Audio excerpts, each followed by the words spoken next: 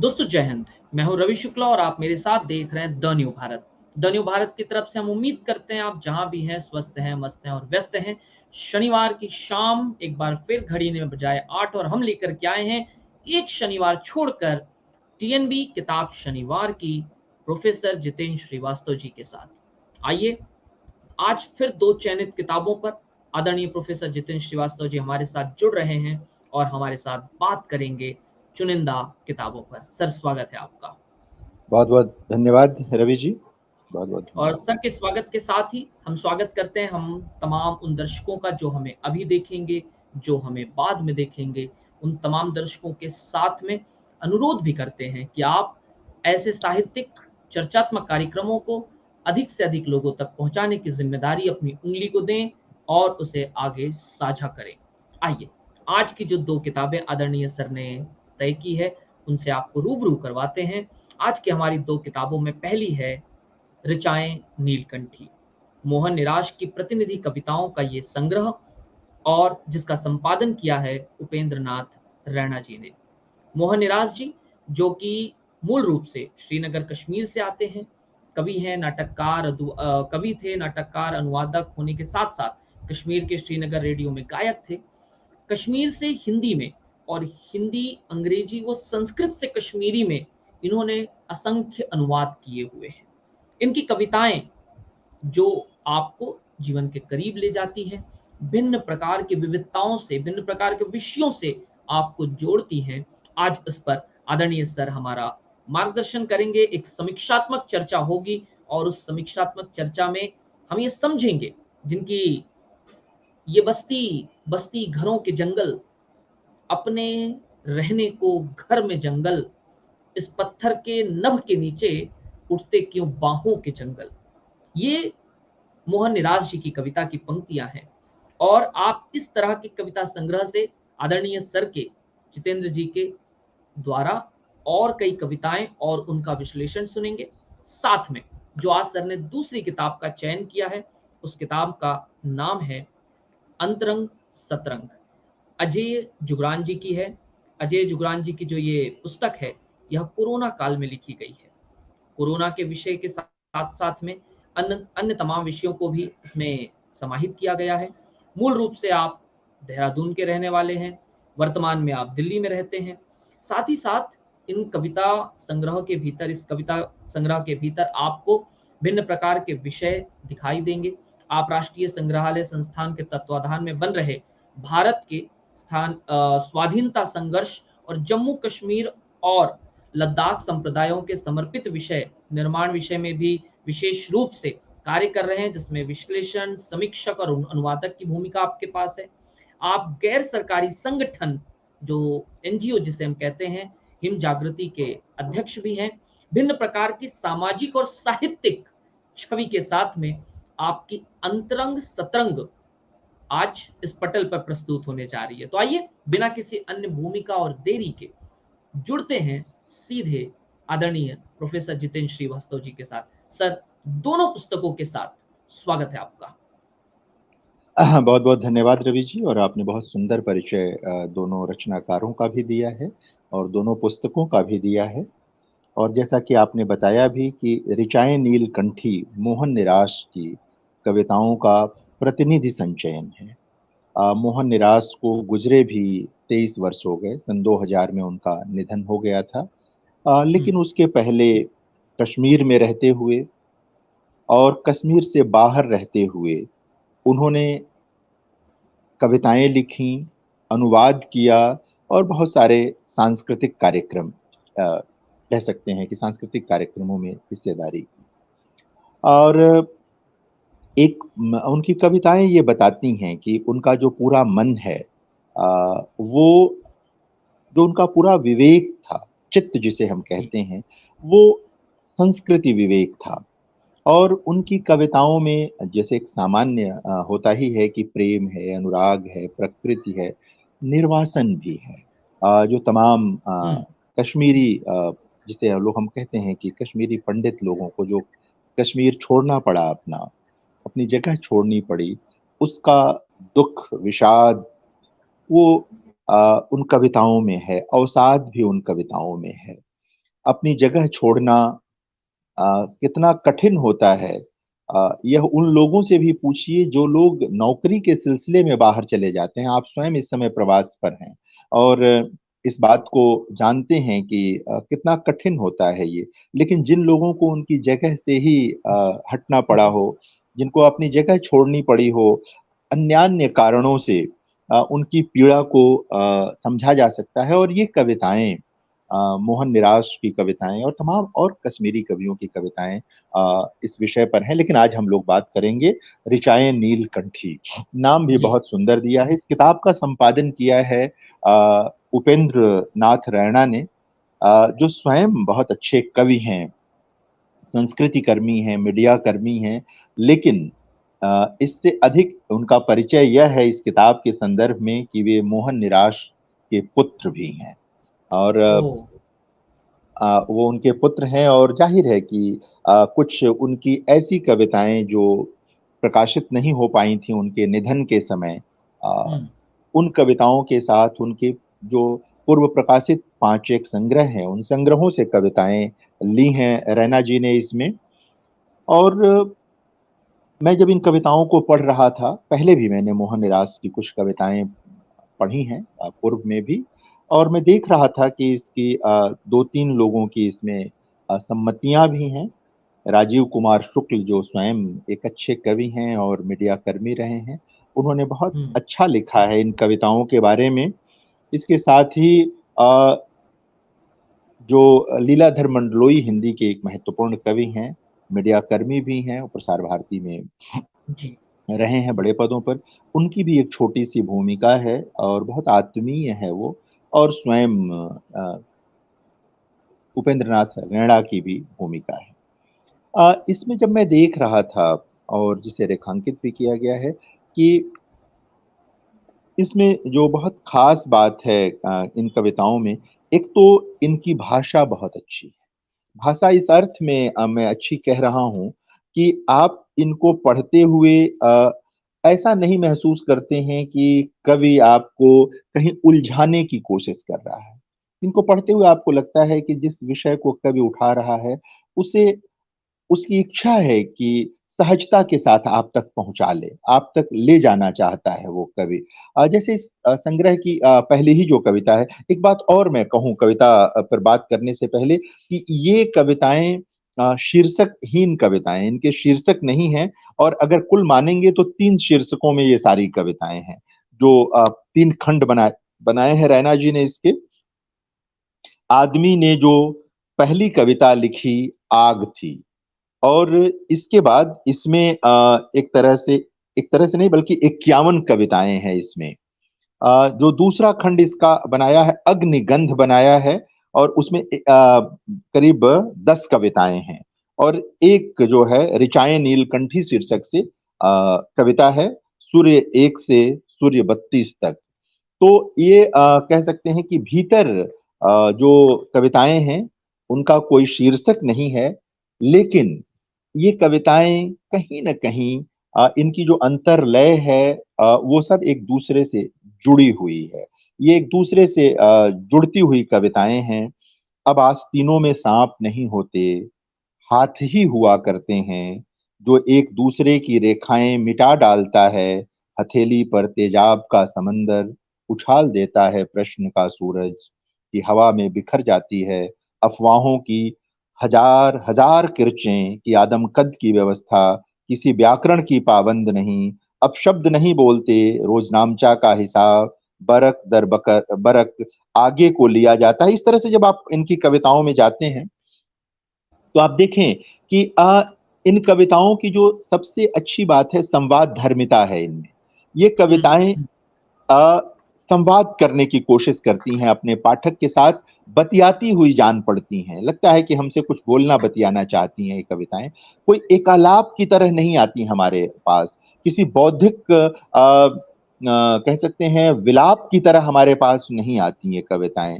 यहाँ पर जो भाव संसार है कविताओं का, वह पाठकों के भाव संसार के साथ जुड़ जाता है, मिल जाता है।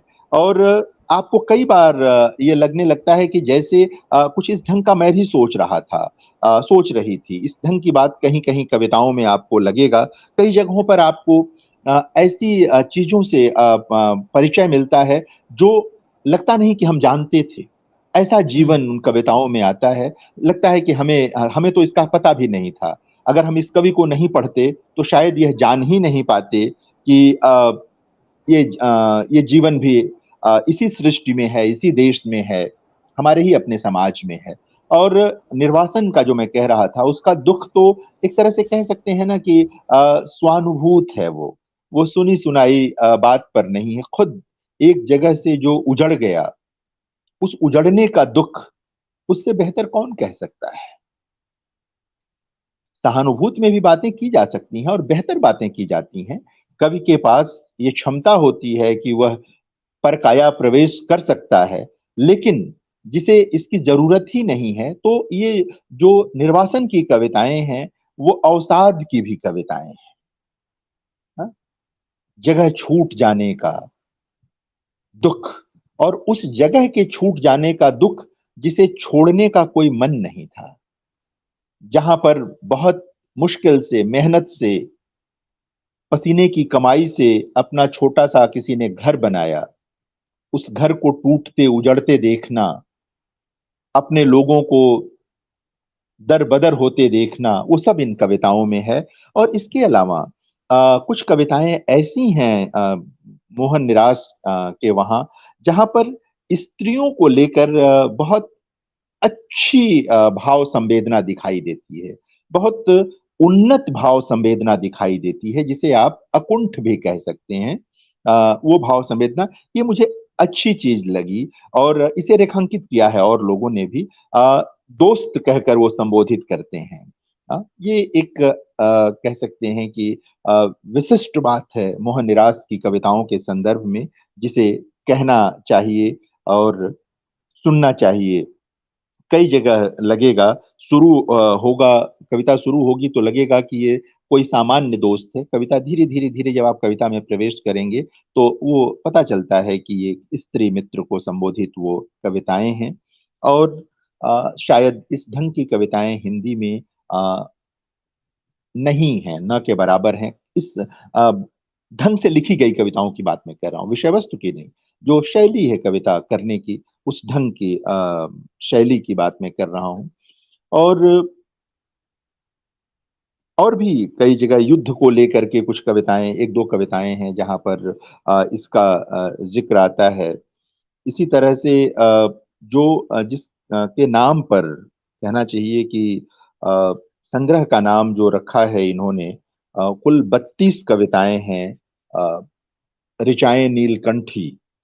और बहुत अच्छा है, सूर्य को एक तरह से संबोधित कविताएँ हैं ये। और इसमें उम्मीद दिखाई देती है। लगता है कि जैसे कवि सूर्य के बहाने अपनी उम्मीद को का निवेश कर रहा है इन कविताओं में। सूर्य तुम रुको, लहराती सियाह लपटों की घनी आयालों वाला चालाक सरपट घोड़ा बार-बार आकर मेरी कुँवारी आत्मा को डराता है, उसे भगा ले जाने की नीयत है उसे। तुम रुको अब की बार, इस अनाघ्राता का वरण कर लो, रुको तुम सूर्य रुको। अब इस कविता में रुकेंगे तो शायद यह सूर्य प्रेमी भी हो सकता है, यह सूर्य प्रिया भी हो सकता है। कौन कविता पढ़ रहा है, उस कविता को कौन ग्रहण कर रहा है, इससे इसकी अर्थ संभावनाएँ तय होंगी। इसे आप प्रेम कविता की तरह भी पढ़ सकते हैं। ये एक प्रेम की भी कविता है। इस तरह से कई चीज़ें इसमें हैं। जब मेरी यह हथेली की कुठाली इतनी तप जाए कि इसमें एक कालखंड पिघले परत दर परत, हो जाए मात्र एक स्थिति ज्वलंत, दूर होते हो तुम सूर्य। तो इस तरह से कई चीज़ है, सूर्य तुम सत्य नहीं हो, शिव नहीं हो, सुंदर नहीं हो, तुम सूर्य हो बिंदु जो पी जाता है समंदर को, आचमन की तरह जो समंदर में समा जाता है कि सोकत हेरा जाए। कई शब्द ऐसे इन कविताओं में आए हैं जिन्होंने एक तरह से हिंदी कविता या हिंदी भाषा के शब्दकोश को समृद्ध किया है। और हिंदी इसी तरह समृद्ध हुई है। तमाम बोली बानियों से आए कवियों ने हिंदी को समृद्ध किया है। जो भोजपुरी के इलाके से आए उन्होंने उसके शब्द दिए, जो अवधी से आए, जो मैथिली से आए, जो कश्मीरी से आए, तमाम जगहों से लोग आए और उन्होंने हिंदी को समृद्ध किया है और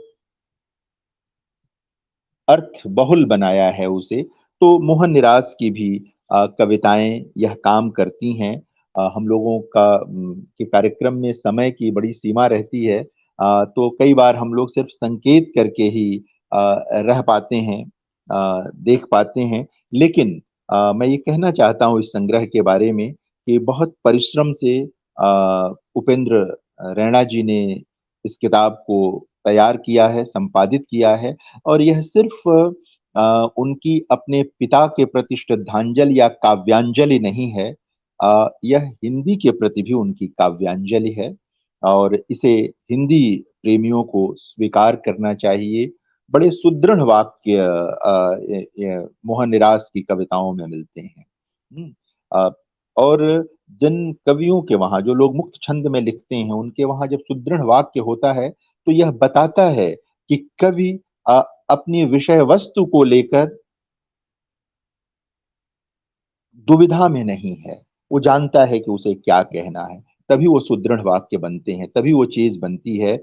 और ये चीज पूरा का पूरा इसके साथ दिखाई, घटना घटती है, आदमी जन्म लेता है, आदमी जन्म लेता है, घटना घटती है, शब्द में धंस जाते हैं जो एहसास कराता है काल के होने का।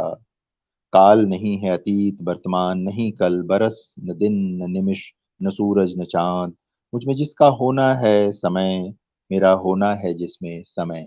तो ये उस कवि की कविताएं हैं जो एक ऐसे समय की प्रतीक्षा करता रहा कि उसे घर वापसी हो जाएगी, लेकिन वो घर वापसी नहीं हुई। अपनी जन्मभूमि से बहुत दूर, जिसे मृत्यु का वरण करना पड़ा या मृत्यु ने जिसका वरण कर लिया, जो अपने लिए, अपने लोगों के लिए चिंतित रहा, अपने कश्मीर के लिए चिंतित रहा, कश्मीरी होने के बावजूद हिंदी में कविताएं लिखता रहा और हिंदी से कश्मीरी और कश्मीरी से हिंदी के बीच एक सेतु का काम करता रहा। ऐसे कवि को मैं अपना प्रणाम निवेदित करता हूं और उम्मीद करता हूं कि उनकी यह किताब ऋचाएं नीलकंठी हिंदी के काव्य प्रेमी पढ़ेंगे और निश्चित ही सराहेंगे इसे। आज की जो दूसरी किताब है, अ, अंतरंग सतरंग, अजय जुगरान की। और जैसा कि आपने रवि जी बताया भी कि मूल रूप से अजय जुगरान जो हैं वो वकील हैं और वकील का कवि होना लोगों को हैरत में डालता है। हालांकि हमारे वहाँ वकील कवि होते रहे हैं, वकील कवि होते रहे हैं। ये कोई नई घटना नहीं है, लेकिन फिर भी लोगों को लगता है कि वकालत और कविता एक दूसरे के विरुद्ध दिखाई देने वाली चीजें लगती हैं। वकालत पूरी तरह तार्किक प्रक्रिया है, कविता में भी तर्क होता है, लेकिन वहाँ भाव प्रक्रिया अधिक होती है, भावनाएं अधिक होती हैं। देहरादून के रहने वाले हैं और इस अर्थ में एक महत्वपूर्ण चीज है जो मैं कहना चाहता हूँ कि संयोग ही हो सकता है कि दो अलग अलग जगह हैं लेकिन दोनों पहाड़ी कवि हैं। मोहन जी निराश कश्मीर के रहने वाले यानी कि पहाड़ों से ही निकले और अजय जुगरान भी पहाड़ों से निकले हैं, दिल्ली में रहते हैं, दिल्ली में उनका निवास है। ये उनका पहला संग्रह है अजय जुगरान का और इन्होंने भी कई खंड बना रखे हैं अपनी किताब के। बचपन, पारिवारिक, बिटिया, प्रेम, हाथी से चूहे तक, आवाहन, कुछ और रंग, ये हैं। और इन खंडों के नाम से ही जैसा कि आपने अनुमान लगा लिया होगा, श्रोताओं ने भी अनुमान लगा लिया होगा कि इन खंडों में इसी भावभूमि की कविताएं हैं। विषय वस्तु जब बचपन है तो निश्चित तौर पर वो बचपन की कविताएं हैं और बचपन भी अपना बचपन है कवि का। यानी कि अजय जुगरान जो कि अज्जू के नाम से अपने घर में जाने जाते रहे, माँ के लिए अज्जू, अपने रिश्तेदारों परिवार के सदस्यों के लिए जो अज्जू हैं, उनके लिए तो ये उनका अपना बचपन है। लेकिन उस बचपन में कोई भी पाठक अपना बचपन भी देख सकता है। हम सबके बचपन इस मामले में एक से होते हैं। हाँ? माओ का दुलार पृथ्वी के किसी भी अक्षांश पर आप चले जाइए, माँओं का दुलार एक जैसा होता है। हाँ? बच्चों के प्रति उनकी जो अनुरक्ति है वो एक जैसी होती है और बच्चों की भी अनुरक्ति माँओं के प्रति एक जैसी होती है। भाषा की ज़रूरत नहीं होती वहाँ। नस्ल कोई हो, कुछ भी हो, हाँ? कहीं का भी हो, लेकिन माँ और बच्चे का अनुराग एक जैसा होता है। तो इस अर्थ में मुझे अच्छा लगा, बहुत पारिवारिक कविताएँ हैं, इंदु मौसी, शैलू मामा, अपने निजी रिश्तों को लेकर कविताएँ लिखी हैं। कई बार ऐसी कविताओं की सीमा होती है, लेकिन इसकी सीमा तब टूट जाती है जब पाठक उसमें अपना जीवन, अपने रिश्ते देखने लगता है और कोई सूत्र उसको मिल जाता है। तो इस अर्थ में जो बचपन वाली कविताएँ हैं और कई बार उसको में डिटेलिंग है, कई बार वो डिटेल भी देते हैं। कालपात्र के कंचे एक कविता है, उसमें डिटेल देते हैं अपने बचपन का, बहुत सारी चीज़ें हैं और एक तरह से ये लंबी कविता है, पिता का आना, परिवार, तमाम चीज़ें, चाय, बिस्किट और चाचा जी हैं, चंडी चाचा जी, उनके बड़ा रोचक शीर्षक है, चंडी चाचा जी की प्रचंड मालिश। और ये बल्कि ये उस दौर की में कविता तैयार की है, संभवतः ही इन्होंने, जैसा विषय वस्तु से लगता है, कोरोना काल में, कि इस तालाबंदी में घर बैठ बैस बैठ सुस्त शरीर जंग खा चरमरा गया है, काश कोई अच्छी सी मालिश कर देता, वैसी मालिश जैसे चंडी चाचा जी करते थे और जिसके बल पर बचपन से 55 पर पहुंचा हूं मैं। यह भी एक कहीं न कहीं बचपन में जो चीज़ें हुई, चाहे भोजन हो, चाहे स्वास्थ्य संबंधी जो प्रक्रियाएँ हुई, वो मालिश हो, जो कुछ भी हो, अब वो कैसे जीवन भर हमारे लिए जीवद्रव्य का काम करता है, प्रोटोप्लाज़्म का काम करता है। अजय जुगरान की यह कविता बताती है और बल्कि इस तरह की कई कविताएँ यह बात बताती हैं। हरिराम जो कविता है वो एक इसी तरह की है, जिसमें अ, एक साधारण व्यक्ति को इंगित किया गया है, उसके संघर्ष की बात की गई है और तमाम रिश्ते, बस इसका यही है कि अच्छी चीज़ ये लगी कि यह कवि भले ही उनका पहला संग्रह हो और कविता की दुनिया में वो बिल्कुल नए हों, लेकिन रिश्तों की कद्र इस कवि के पास है। वो रिश्तों का सम्मान करना जानता है, रिश्तों को समझता है और ये सारी चीज़ें हैं, सरकारी घर और तमाम चीज़ें, उसको लेकर जो भावनाएँ होती हैं, उनको लेकर जो भाव होते हैं। बेटियों को लेकर के जो कविताएँ कुछ हैं, वो मुझे अच्छी लगीं।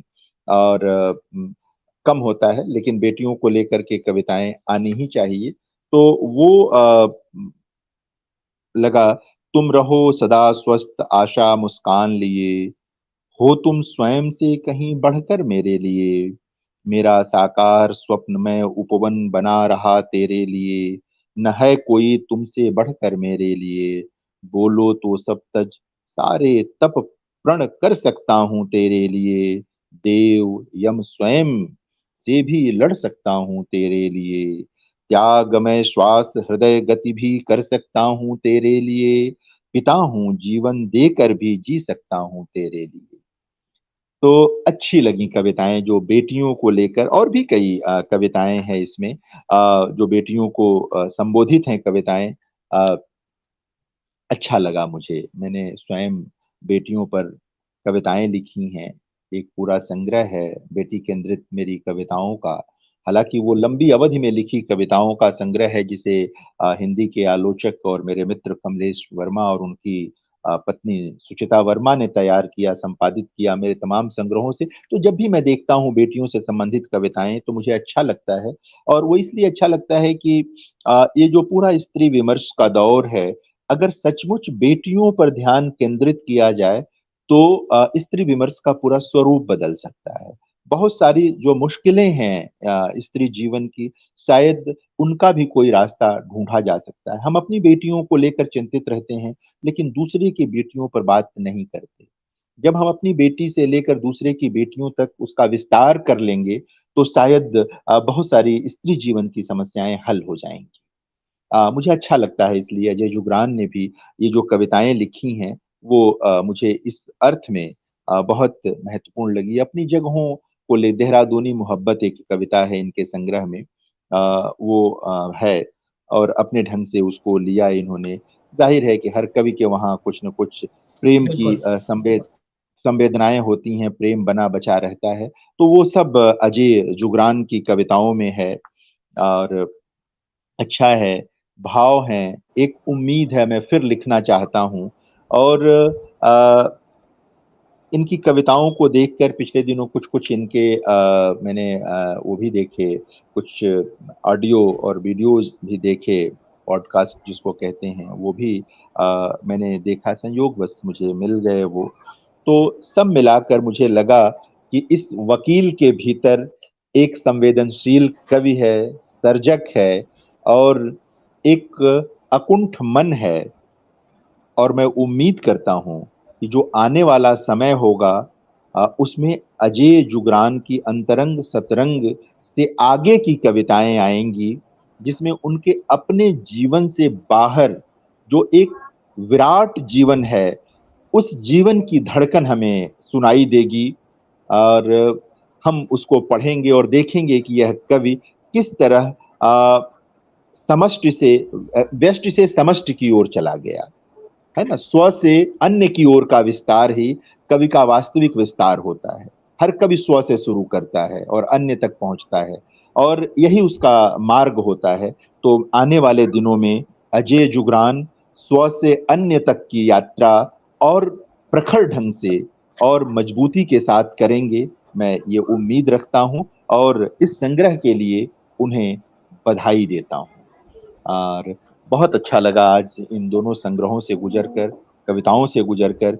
एक ऐसे कवि की कविताओं पर हमने चर्चा की जो अब हमारे बीच नहीं हैं, उनकी जी। स्मृतियां हैं। और एक ऐसे कवि की चर्चा की जो अपने पहले संग्रह के साथ हिंदी की दुनिया में उपस्थित हैं। दोनों लोगों के मोहन निराश के प्रति अपना सम्मान प्रकट करता हूं और अजय जुगरान के प्रति अपनी उम्मीद प्रकट करता हूं। बहुत शुक्रिया सर, आपका प्रणाम और आपकी उम्मीद के साथ में आज खुशी की बात ये है कि मोहन निराश जी के बारे में आपने एक परिचय दिया कि वे उपेंद्र नाथ रैना जी के पिता हैं और उपेंद्र नाथ रैना जी इस कार्यक्रम में हमसे जुड़े रहे, अभी तक हमारे साथ जुड़े हैं, अपनी टिप्पणियों से कार्यक्रम को नवाज रहे हैं और टिप्पणियों के माध्यम से अनमोल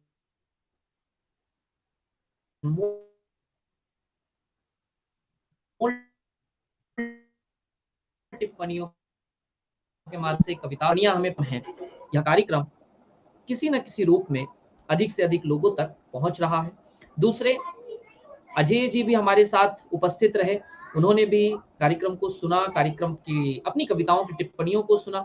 आपने कहा कि मोहन निराश जी की जो कविताएं हैं वे संवादात्मक हैं, बातचीत करती हैं, एकालाप की कविताएं नहीं हैं, साथ में स्त्रियों के प्रति उन्नत भाव की कविताएं हैं जो संवेदनाएं प्रकट करती हैं। और उम्मीद परक कविताएं आपने कहा, जब सूर्य को देख करके कविता, सूर्य को संबोधित करके कविता लिखी जाती है। हिंदी भाषा को समृद्ध करने वाले कई शब्द जो हिंदी शब्दावली के लिए, शब्दकोश के लिए एक प्रकार का वरदान साबित होते हैं जब ऐसे क्षेत्रीय कवि आकर के हिंदी में कविताएं लिखते हैं। साथ में आपने जब अंतरंग और सतरंग की बात की, विविध विषयों पर आधारित, जीवन मूल्यों पर आधारित, कविताओं की जिंदगी पर आधारित और वकील के भीतर एक कवि हृदय होने की बात। और साथ में जब मैं उनका परिचय पढ़ रहा था सर, तो जो चीज तभी छूट गई, उन्होंने अब तक 20 से अधिक देशों की सैर तो की, लेकिन 100 से अधिक वकीलों को प्रशिक्षित किया है। यानी इसके साथ साथ उनके अंदर एक नेतृत्व, एक कवि मन और एक वकील मन जुड़ा हुआ है, और साथ में साहित्यिक और सामाजिक दोनों ही पटलों पर विभिन्न प्रकार के उपक्रमों से जुड़े हुए हैं। स्व से अन्य का प्रवास, स्व से अन्य का सफर, जो नए कवि हैं या जो कविता लिखना चाहते हैं, जो कविता में सुधार लाना चाहते हैं, सर ने बहुत सुंदर टिप्पणी के साथ आज के इस कार्यक्रम को समाप्त किया कि स्व से अन्य का प्रवास एक कवि की पहचान है। आदरणीय सर ने मोहन प्रकाश जी को अपनी अपना नमन और अजय जी के प्रति अपनी उम्मीद प्रकट की है। मैं उपेंद्र नाथ रैना जी, अजय जी समेत परमजीत कुमार जी, नम्रता सिंह जी, विनीता जी, सीमा जी, पायल मोहन पटेल, इन तमाम दर्शकों का शुक्रिया अदा करता हूं जिन्होंने अपनी टिप्पणियों से इस कार्यक्रम में अपनी उपस्थिति दर्ज करवाई। मिलेंगे फिर से एक शनिवार छोड़कर अगले शनिवार को। बात होगी फिर से 2 किताबों पर हमारे अपने प्रिय प्रोफेसर जितेंद्र श्रीवास्तव जी के साथ। तब तक आपसे उम्मीद करते हैं कि इस कार्यक्रम पर आप अपनी टिप्पणियां हमें नवाजेंगे, साथ ही साथ कविता प्रेमियों तक, साहित्य प्रेमियों तक, पुस्तक प्रेमियों तक इस कार्यक्रम को भेजें, यह आपसे उम्मीद करते हैं। मिल देंगे, जुड़ेंगे। बहुत शुक्रिया, धन्यवाद, जय हिंद। जय